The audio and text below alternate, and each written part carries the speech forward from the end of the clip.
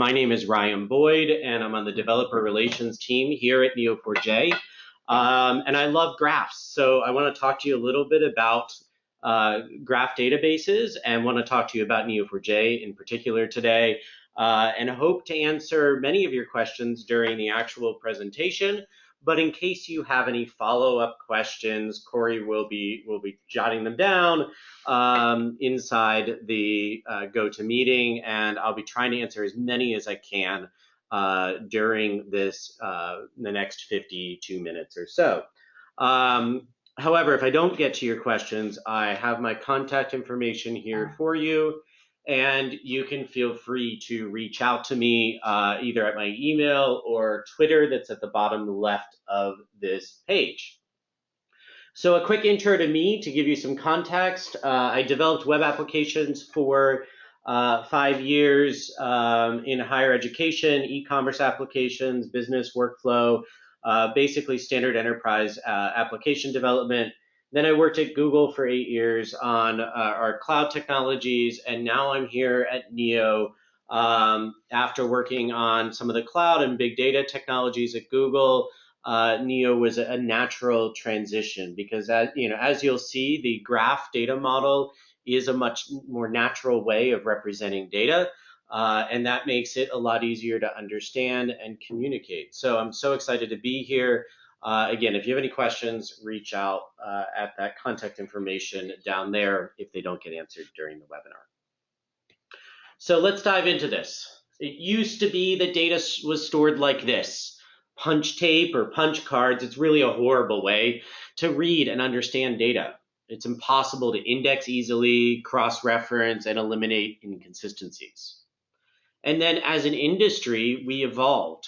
We started storing data in tables or relational databases. Sometimes those tables are human readable, but as soon as you normalize your data, as everyone is taught to do in school, to eliminate duplication and inconsistencies, many fields start referencing auto-generated numerical foreign keys. And your data becomes difficult to understand and maintain without complicated join queries. But relational databases, in quotes, provided one key bit of functionality. It provided ACID transaction support and guarantees. This meant that once we saved our data to the database, we were confident that that data was there and would be able to be retrieved again in the future. And the data was consistent, so everything that happened as one operation happened as one operation in the database and either was committed or rolled back. However, as you start to have data across all of these different tables and you start to add in things like ACID guarantees, you have some performance concerns, and it becomes expensive to find data. So we add indexes to make this easier. And indexes, like the card catalog here, are fairly easy to use if you just need to open up one drawer and find the appropriate card. But what if we have to do index lookups for each and every join operation, and we have a dozen or 24 joins, as often exists in many enterprise applications? That becomes very expensive. And so, it became a little bit more expensive, but hardware got better, memory got better, and then the whole cloud came along, and things got overall a bit murkier, a bit less comfortable, but innovation took off as we had a data explosion. We get more and more data into our applications, more and more data that we want to keep track of and hopefully actually analyze and run queries on. But what trade-offs are we willing to make to handle these large volumes of data? Well, ACID was something that was kind of slowing down our databases by requiring certain properties of them, and that was the first thing to go. So we got rid of ACID, and this is part of the NoSQL revolution, or we started calling this the NoSQL revolution. We throw ACID out the door. We have distributed partition data stored across dozens of machines, and we can store it in key value formats, which is a very simple storing an opaque value and associating it with a key and being able to look that up again. Or we advanced and we started storing it in document databases. And this is essentially a key value database, except that the value is no longer opaque. the value is divided and the value is indexed separately. So, this is kind of the new way that we started storing data in these NoSQL databases. And we missed something important here, though. One key thing that we missed here is what is the relationship between our data? And that's where graph databases come in. With graph databases, you can store the relationships between your data and access those relationships really easily. Now, this is important because of the relationships between the data have meaning in of themselves. In this case, you're seeing a graph of bank accounts and fraud data or potential fraud use case. So we have an account holder. That account holder has a variety of different bank accounts and a variety of different credit cards and loans and other debts. And that that account holder is associated with social security numbers and phone numbers and addresses. And as you look at all of this in the form of a graph, you can start understanding patterns which may be indicative of potential fraud. And each of these individual bits of data in of themselves don't indicate fraud, but it's the relationships between this data which could indicate fraud. So today we are going to give you an overview of the different use cases of graph databases. We're going to talk to you a little bit about what it's like today for a relational database developer and walk through a quick example there. And we're going to talk about what Neo4j is, what tools you have as part of Neo4j, and how you can create and query data in graphs. So let's get into the use cases. And one thing that I want to stress here with the use cases is that a lot of people think of graphs as being something that goes along with social data. They think of your social graph. They think of Facebook. They think of Twitter. And they think of LinkedIn. And the reason that they think of these is that these are the types of companies which were the first to adopt the concept of a graph database. They needed a graph database in order to scale to the huge size that they scaled to. Now they've built their own, and then fast forward a while. LinkedIn China example is actually a Neo4j customer now. But many of these companies built their own graph databases, and now it's just getting popularized. It's just getting to understand how graph databases can be useful for a wide variety of use cases. So let's get into some of those use cases. Here we have a list of the most common use cases. I'm going to step through some of these and start to explain what they mean. And first of all is real-time recommendations. So real-time recommendations is traditionally done like this. We have people in our database. Those people are represented there as circles, which we call nodes in the graph database world. And each of those people have bought or viewed particular items. And a traditional recommendation system goes just that far and makes recommendations of what people should buy based off of what they viewed and what other people have viewed and bought.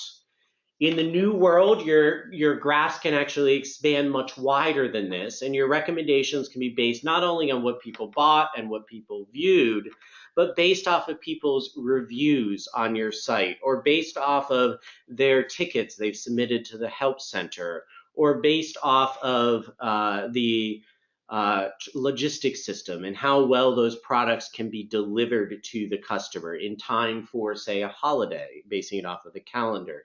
There are a lot of different aspects of the data that you can all hook together, and the relationship between all of those different data points determines what the best recommendation is for a customer. Now, we have leading retail organizations such as Walmart using us for recommendations. And the recommendations concept, though, applies to a lot of other things. The recommendations concept is used also by the Financial Times as an example, and by smaller e-commerce sites, as well as other content sites that are trying to show you what's the best content for you. Master data management is sort of a kind of very high level term that means a lot of different things to different people. But for the context of this presentation, I'm going to talk about master data management as in storing all the data related to your enterprise and how that data relates to each other. So we're storing our people, we're storing the HR hierarchy for our people, we're storing data about our customers and sales prospects, we're storing information about the regions that our sales team works under and things like that. Or in the case of one of our customers, Cisco, we're storing information about all of their hierarchies, having a single source of truth for all of the hierarchies. And this is possible to have Neo4j for governance and as a single source of truth because Neo4j has brought ACID back into the NoSQL world. So Neo4j supports ACID transactions. It is a transactional database that you can use as your key storage mechanism, even for things like your hierarchies in your organization. So another use case, fraud detection. We saw a little bit about this earlier. We have a lot of the top banks and investment firms and retail companies and others using us for fraud detection. This is one of those areas that you won't find a huge number of reference customers on our site because many of these companies are a little wary of sharing how they do their fraud detection. But here is a quote from a cybersecurity expert who said, "Graph databases offer new methods of uncovering fraud rings and other sophisticated scams with a high level of accuracy and are capable of stopping advanced fraud scenarios in real time." So it used to be that folks just used discrete analysis. What are the outliers in the transactions to determine fraud? Now they're starting to use graph databases and the relationship between all of the activities and all of the entities involved in those activities. And Neo4j is fantastic for that purpose. Graph-based search can be considered similar to recommendations in some ways, and is largely how Neo4j started off as a company. The founders of Neo4j were creating an application to allow you to search a catalog of photographs, and they had issues where people would tag, say, a dog with the tag dog or with the tag golden doodle, and then people would go along and search for photos, but they'd search using the word animal and instead of using the word dog, or they're using the word golden doodle, and so they weren't uncovering the right results. So this is how Neo4j came about. They decided that it should be in the form of a graph, and when they do their search, they should come up with all of the related terms in addition to the terms that were actually being searched for. And that's how Neo4j was born, because they couldn't do this in a graph database and keep up with the performance that they needed. And now we have major companies like Lufthansa that are using Neo4j for this purpose, in this case for their digital asset management system. Network and IT operations is a very natural thing to represent as a graph. It is a graph. A graph in computer science terms might often be referenced as a network. And this is something that is being used every day graph databases are being used every day to manage network and IT operations. You can look, for instance, at the folks at Lending Club who have released the MacGyver open source project for managing all their microservices. But think about it as, how do you understand what the dependencies of any given system are? If you're going to take a system down, what other systems are going to be affected and what users are going to be affected?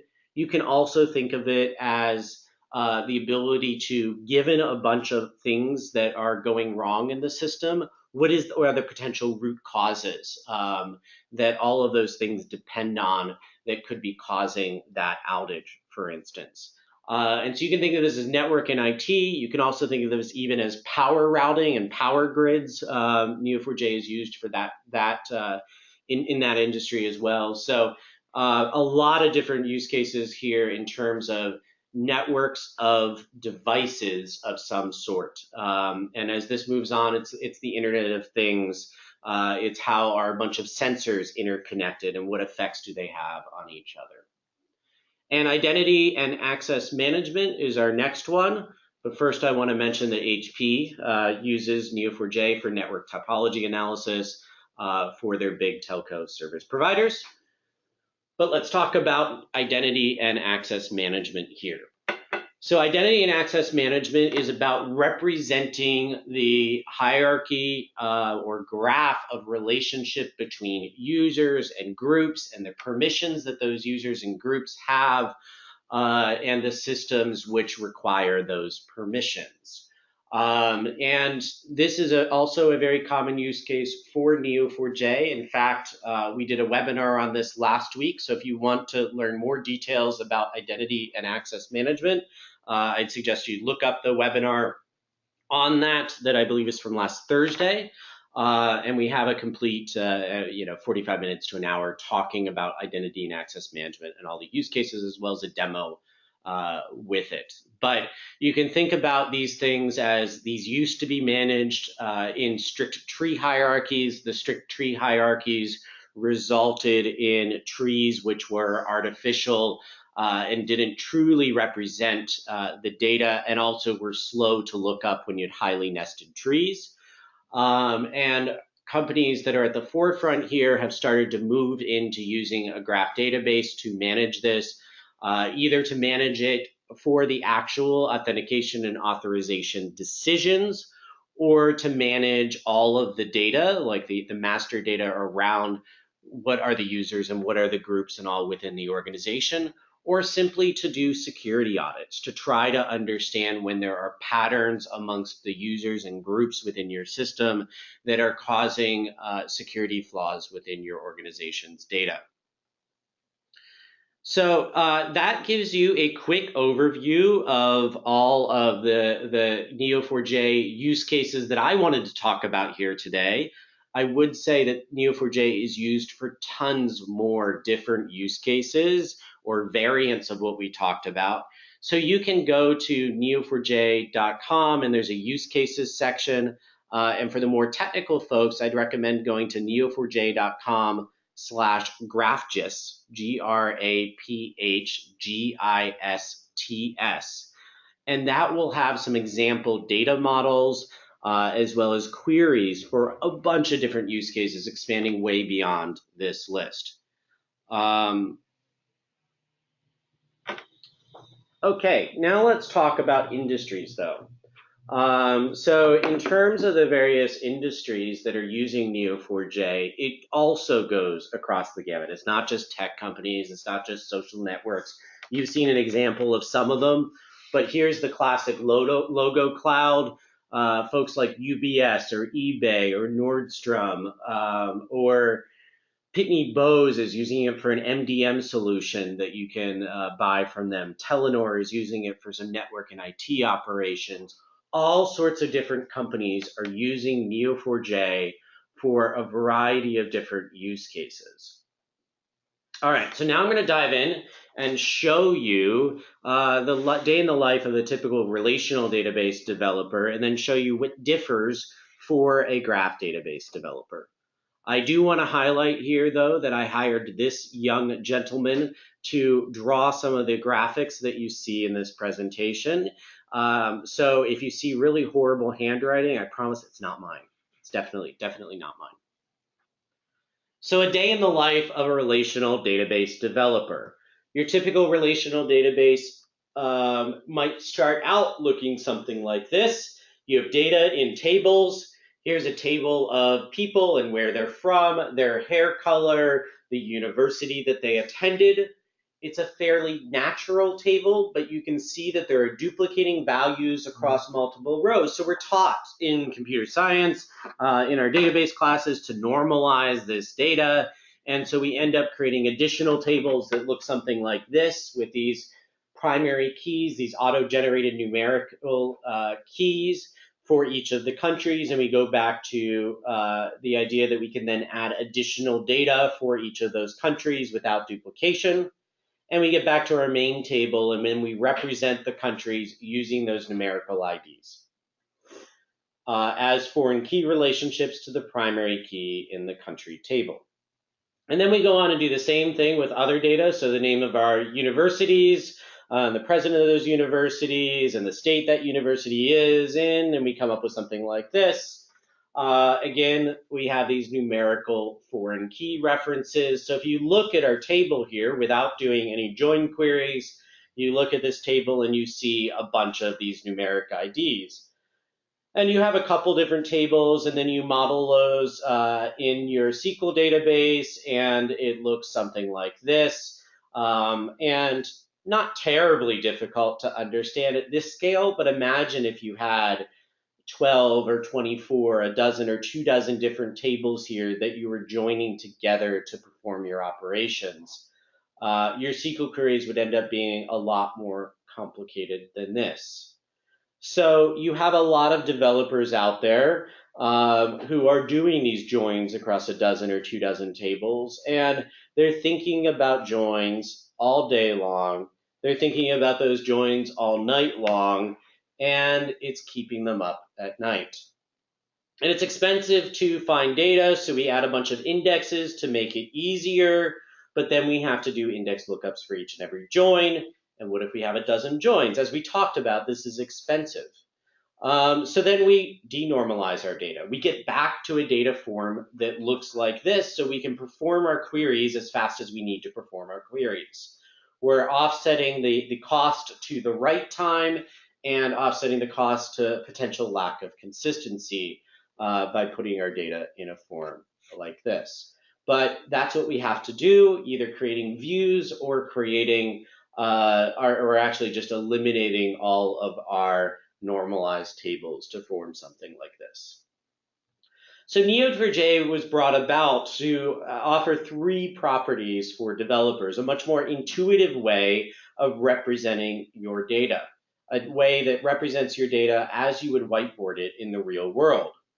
It's also a faster way, not only to run queries on your data, and we're going to talk about that, why that is, but it's also a faster way for developers to get understand the data that they have in their system and to transfer their knowledge to new people on the team. And it's a more agile way where you can add and remove properties and data on the fly. Here's a quote from John Resig. May not be a household name, but John Resig is the creator of jQuery, which is perhaps or likely the most popular JavaScript library on the internet, maybe other than Google Analytics. He says, really digging Neo4j. What used to be a bunch of complicated analysis scripts are now a handful of simple Cypher queries. And we have tons and tons and tons of quotes like this. People look at a graph model and understand it naturally. They look at our Cypher query language and maybe don't quite get it at first if they've used a lot of relational databases, but after a few hours of playing around with it, it becomes very natural and easy to understand. So what does a graph look like? We're going to try to represent this as a graph. We have Anne. Anne loves a gentleman named Dan. So Dan is very lucky and Anne is very lucky because Anne loves Dan. We will represent it like this. So in this case here, Anne and Dan are both nodes. Loves is the relationship between those 2 nodes. And Anne and Dan both have a set of properties.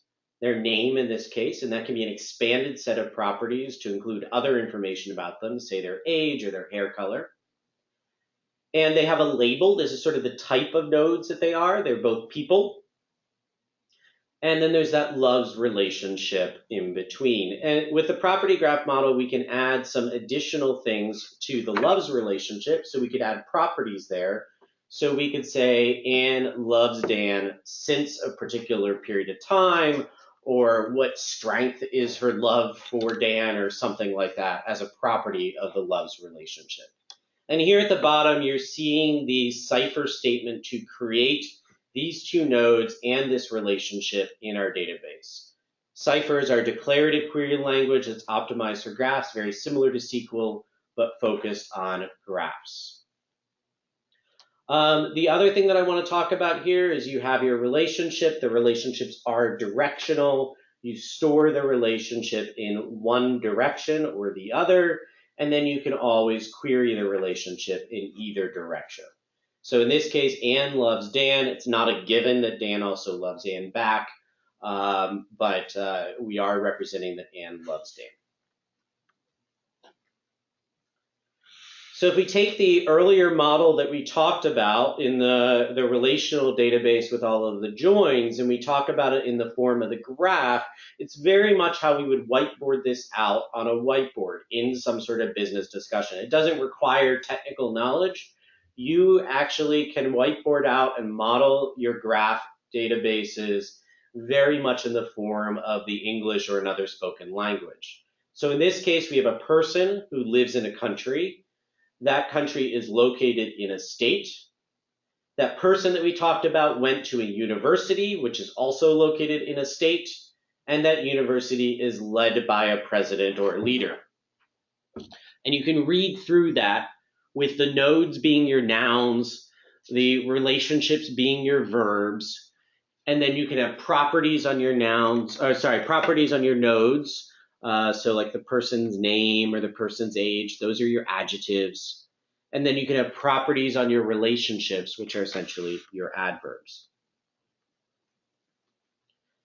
And then your query looks something like this. We're trying to find a person who went to a university, and the person lives in a country, and the university that they went to is led by a leader, and the university is located in a state, where the state is Connecticut, and then just return that data.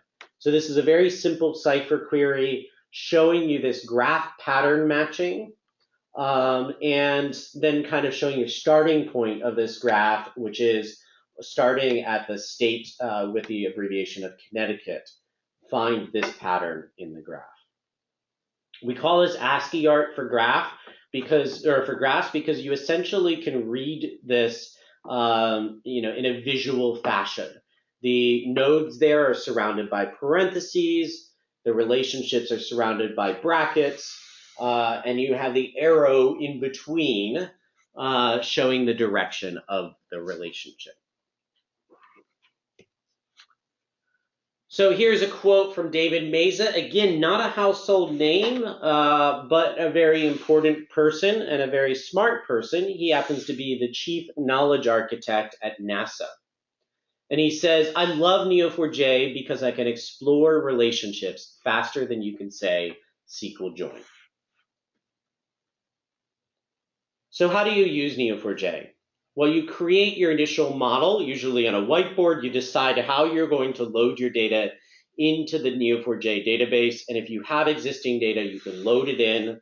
Usually this is done through CSV files, although we have some various ways that you can load your data in from a relational database, and you can find documentation online for that.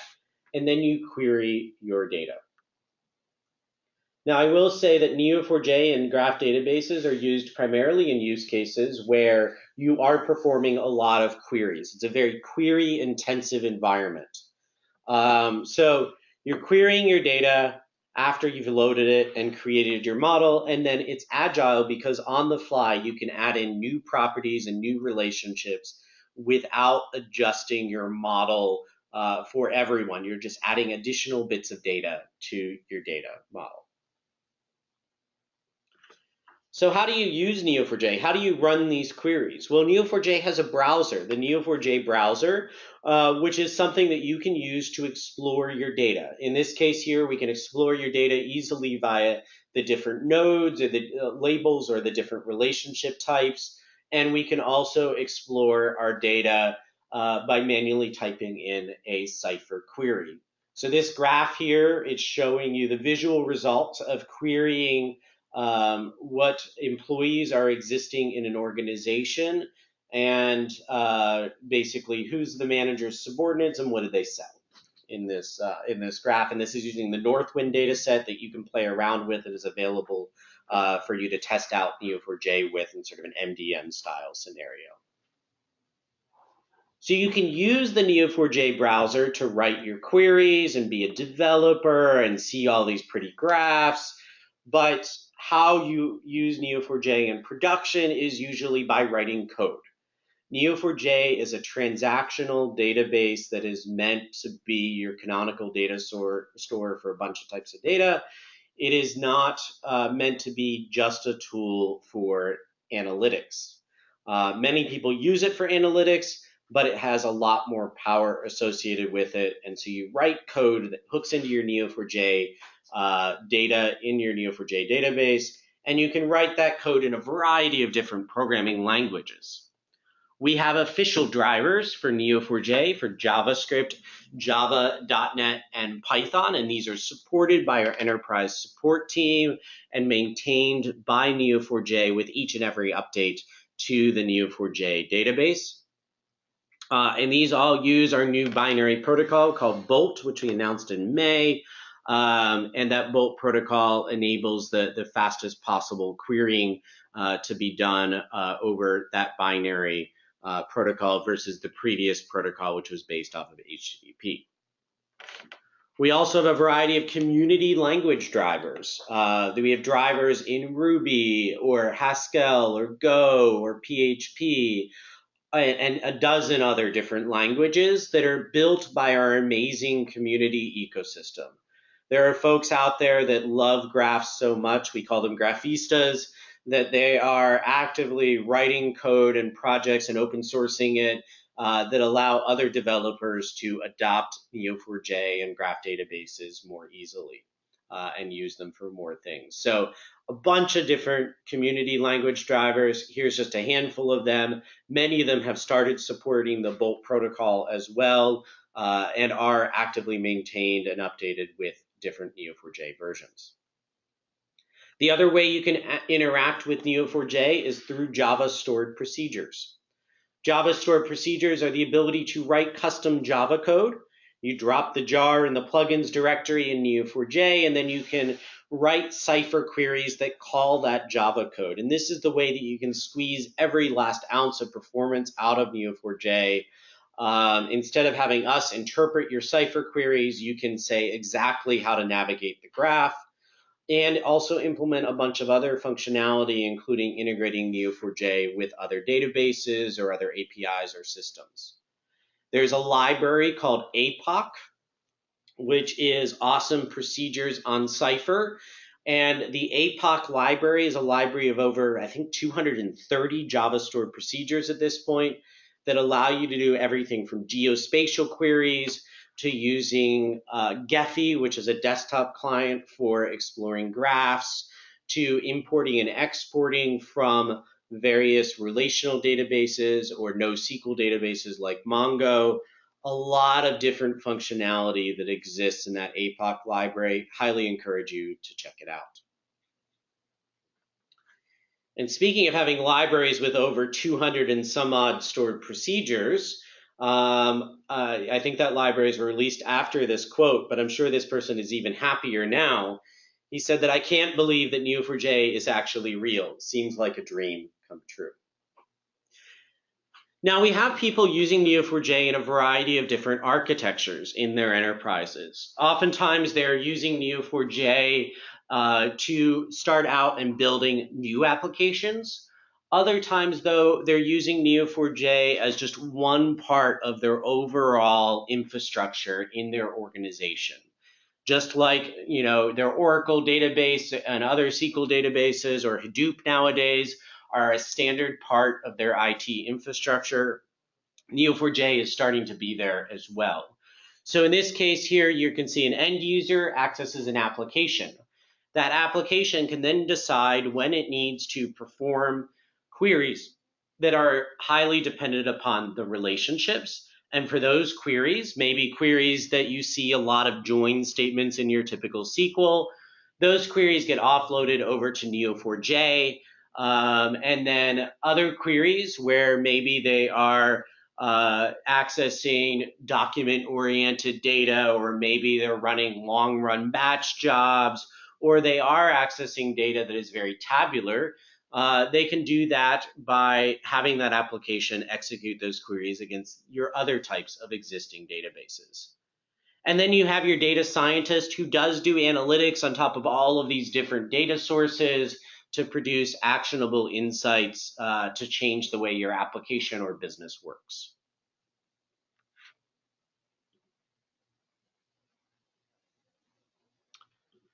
So for querying the graph, you query the graph using Cypher. And I say using Open Cypher here because I did want to emphasize to you folks that Cypher is an open language for graphs.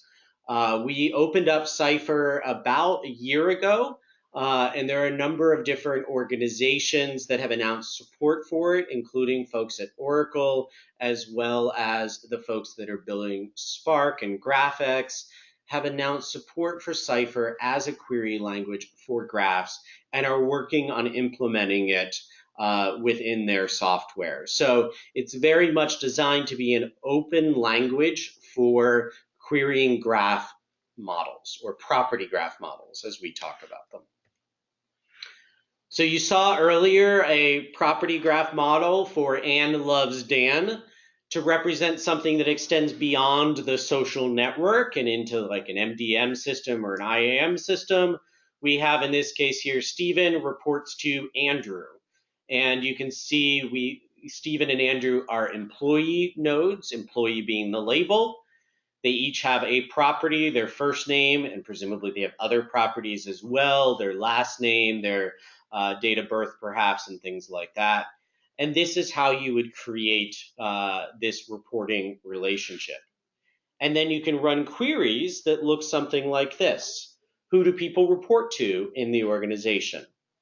And if you ran this Cypher query in the database, you can see here we're looking at a subordinate who reports to an employee, and you can see the direction of that arrow in the query.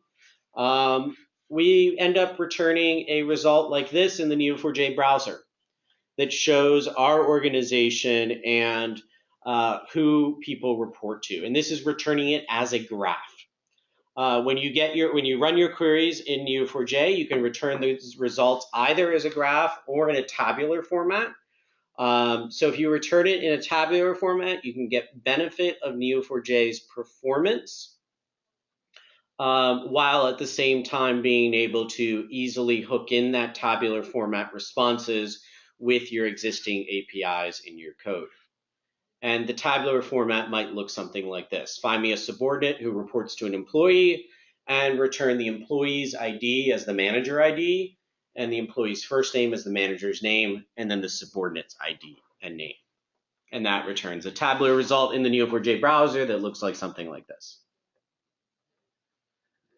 You can also return a path. That's what that P equals of. So basically returning all of the nodes and relationships in this path. And this is a bounded query. This is the type of query that you would typically run.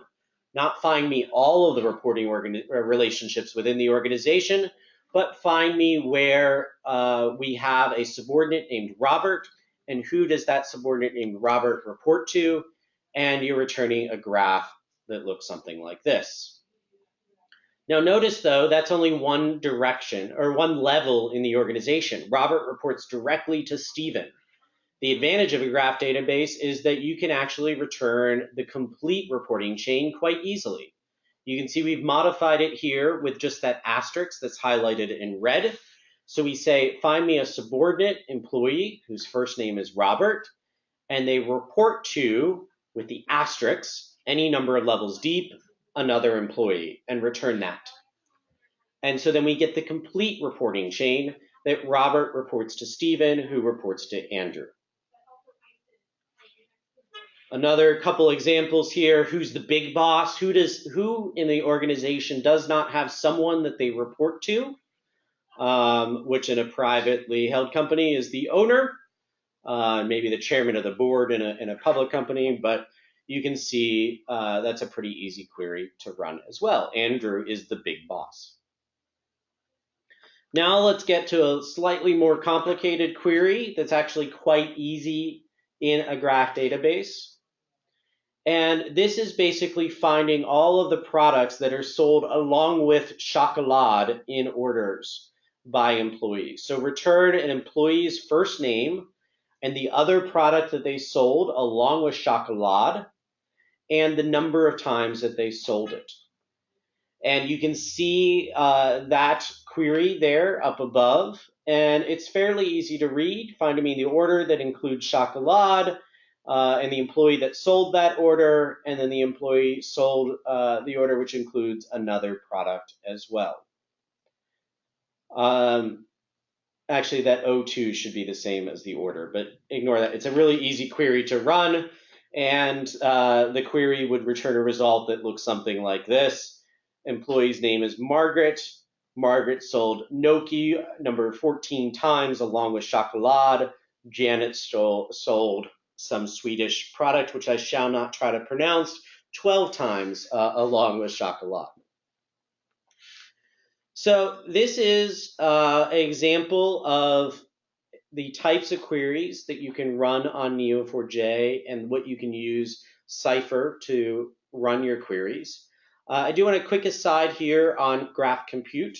So as I said earlier, Neo4j is optimized for OLTP. It is optimized to be a transactional database with ACID support to store your most critical data.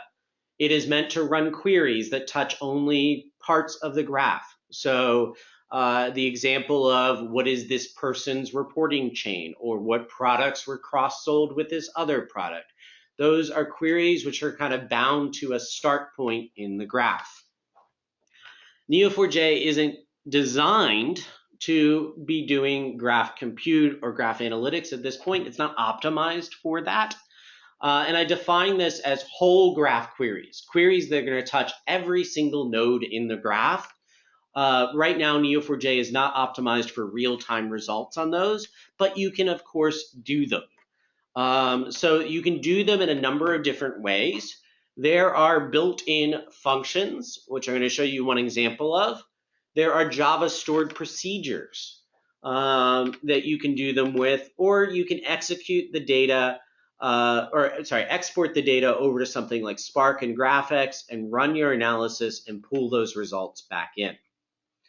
If you use the built-in functions, they look something like this. This is in the case, find the shortest path between various airports. So between San Francisco and Missoula, find me the shortest path up to 2 degrees between those two airports. And there you'll get the ways that you can fly from San Francisco to Missoula, and it's really easy. Now, other types of ways of executing these graph algorithms, I would definitely check out APOC, which I mentioned earlier, the APOC Library of Java stored procedures. We're actually starting to put more and more graph algorithms into that. You can find things like PageRank and betweenness centrality, and we're working on some community detection and clustering algorithms as well. So you'll find more and more work happening there that really allows you to discover new insights of data from your graph. So to wrap up, I really wanted to emphasize those properties of Neo4j and graphs. Neo4j and graphs are about having a more intuitive way to represent your data. Your whiteboard model is your physical model. Having a fast way to query your data and a fast way to understand and transition new people into your team that are working with that data. And it's also about an agile way to store your data, where you can add and remove these properties and relationships on the fly as your business changes. Here is a quote from Volker at eBay. Volker said, "We found Neo4j to be literally thousands of times faster than their prior MySQL solution, with queries that require 10 to 100 times less code. So it's faster in development as well as faster in execution." Today, Neo4j provides eBay with functionality that was previously impossible. So that's the main part of the presentation. I do want to encourage all of you to attend Graph Connect. This is October 13th and 14th. There is a discount code, write this down, NODE20. And Corey will be emailing you this as well. This gives you 20% off your purchase of Graph Connect tickets.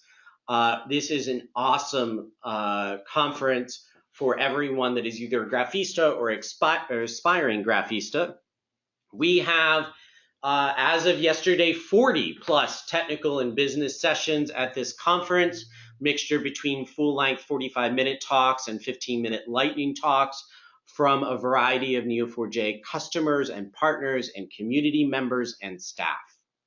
There is a full day of training on the 14th that you can roll in either introduction training or modeling training or some system sysops type training on productionizing Neo4j. We have our Graph Clinic, which you can come to on the 13th and get help directly from Neo4j engineers wearing lab coats and helping you out modeling your data and optimizing your queries. We are having a hackathon for, I believe, 6 hours the night before the conference, and we're all going to get together and drink some beer and eat some pizza and write some code to hack on data in Neo4j. Great way to get started with either your own projects or your company's projects. And then, of course, you can connect and party with a bunch of other graphistas. So again, the code is NODE20. NODE20, and register at graphconnect.com. It should be an awesome 2 days or 3 days if you include the hackathon and other events around it. And I look forward to seeing you all there.